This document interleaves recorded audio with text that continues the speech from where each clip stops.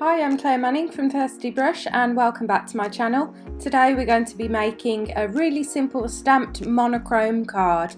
So if you want to learn a little bit of alcohol marker colouring and create a really simple black and white grey card, that lovely monochrome look, then stay tuned. We're going to be using the Thirsty Brush Stay Kind, stamp set, and it's these lovely sweet peas. So they're really kind of loose hand-drawn sweet peas that I did, and you get a large and a small. We're going to stamp the large one and we're going to use some Memento black ink.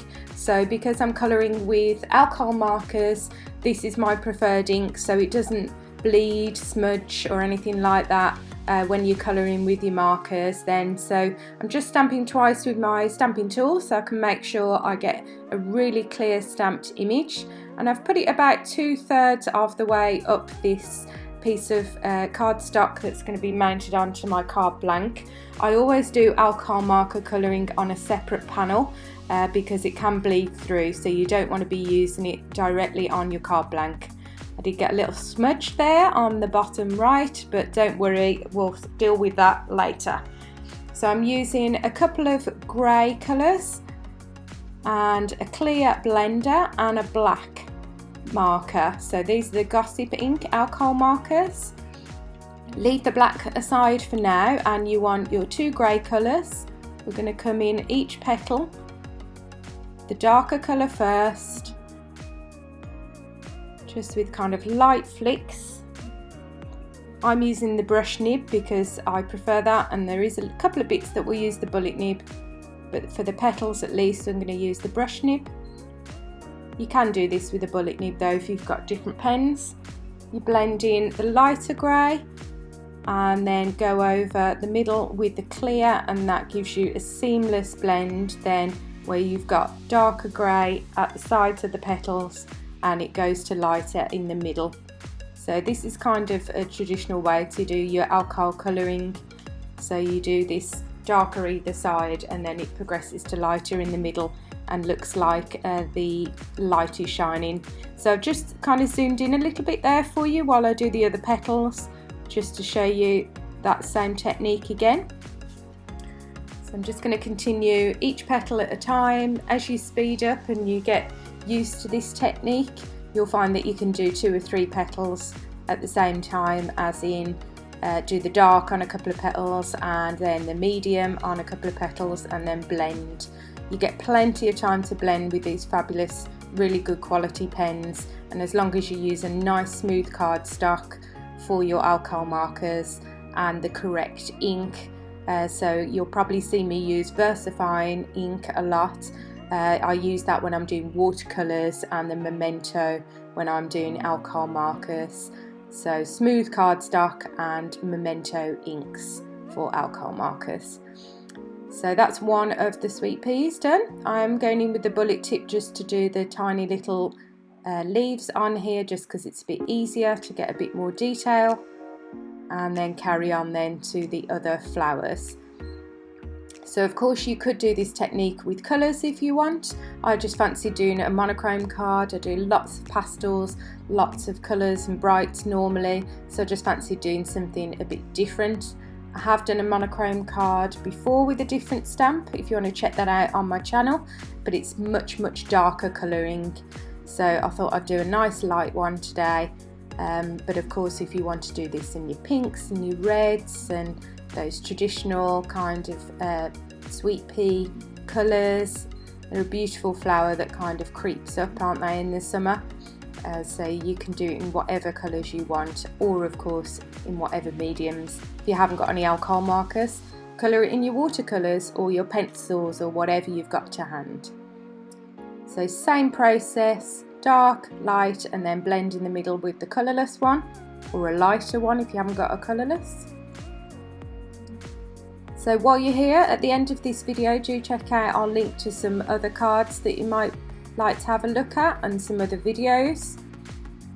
And do subscribe to my channel, hit the bell, and I will notify you then every time I upload a video. So at least 3 or 4 times a week I upload, and in fact tomorrow I am on the YouTube channel of Tony Derrick from Stamps by Me, and I'm doing a live YouTube from her channel. You can link to her channel via mine. You can see it's a linked channel, and then I will be on hers live at 1 PM tomorrow with 2 lovely demonstrations for you and something different again.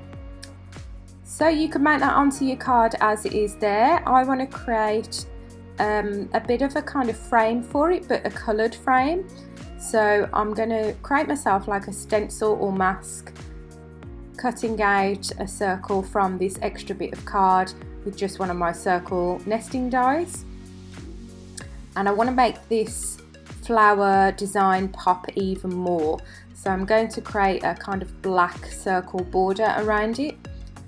So just to keep this in place, as I'm using this circle as a kind of stencil, I'm just using a bit of low tack tape just to keep that in place so nothing slips. And then this is where you want to get out that black alcohol marker that you kept before and use the bullet nib.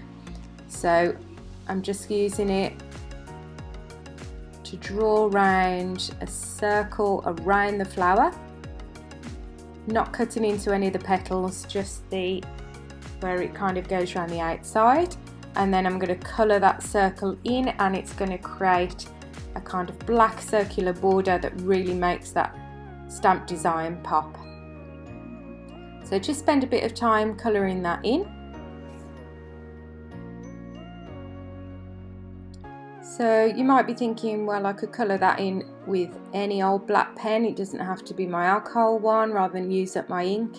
But you do find that you get a much smoother colouring with less kind of streaks or lines in your colouring using these lovely alcohol markers, rather than just your kind of standard felt tip.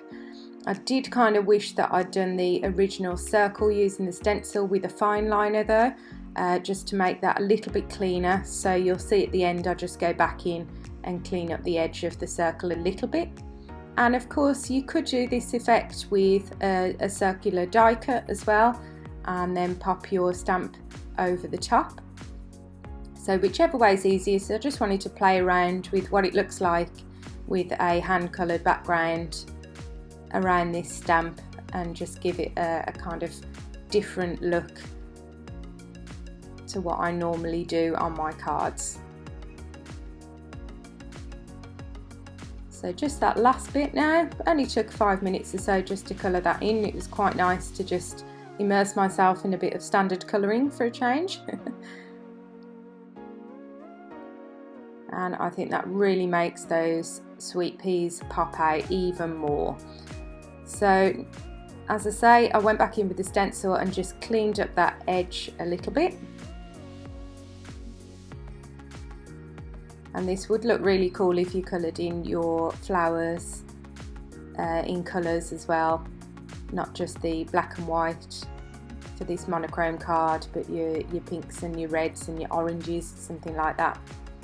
But I'm quite pleased with that result. So now we need to add a sentiment, and I'm going to use the large You're So Kind, and I've just heat embossed it with our silver lining heat embossing powder, our luminosity one from Thirsty Brush. And I'm going to heat set that, and it's going to make it all lovely and shiny silver. And there's some dies that come with this set that outline both the flower designs and your sentiments if you want. So I'm going to go in, as we haven't used the dies for the flowers, let's do the sentiments with the dies and layer those up so you get an outline and then a matte layer. And a lot of our die sets we do this kind of matte and layer for your sentiments, so it just adds a little bit of extra dimension to your cards and makes them stand out, gives them like a nice little frame. So just pop that through my snap machine, and then I just need to construct the card and pop that then, the sentiment on. Oh, and cover up of course that little fingerprint. I did try and rub it out, but it wasn't having it, so we'll have to cover it up instead. If you saw my video the other day, we talked about what to do when you make mistakes. Do you go with it? Do you throw them away? And I think the consensus was it depends how bad it is. this wasn't bad enough for me to throw it in the bin, so I thought it should be easy enough to cover up one little thumbprint, so that's no problem. So I've just mounted this onto a top folding card blank, and then let's glue the sentiment together onto its matte layer.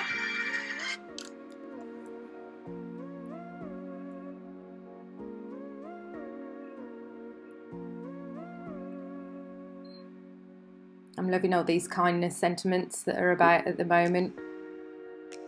So just deciding whether to use the sentiment to cover up the mark or whether to put the sentiment somewhere else. Just having a play around there, but I decided to cover up the mark with it, and then we'll add some little gems. But of course I could have put the sentiment anywhere and used my gems, sequins, anything like that to cover it up as well if I wanted to. So I've just decided to keep with the theme and go for some clear, tiny little gems just to add a small amount of sparkle.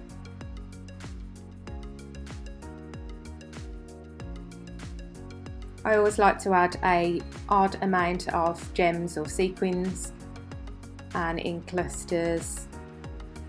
So I've done 2 by the sentiment and then, or 3 by the sentiment, sorry, and then 2 up the top. It just helps bring the eye around the card as you want it.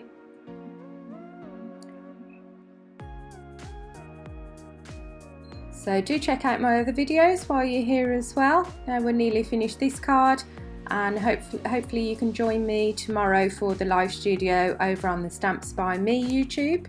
But that's that card all finished. I hope you enjoyed that, and a bit of a different technique for you to try. Do like, subscribe and leave me a comment, let me know what you thought, and I will see you next time.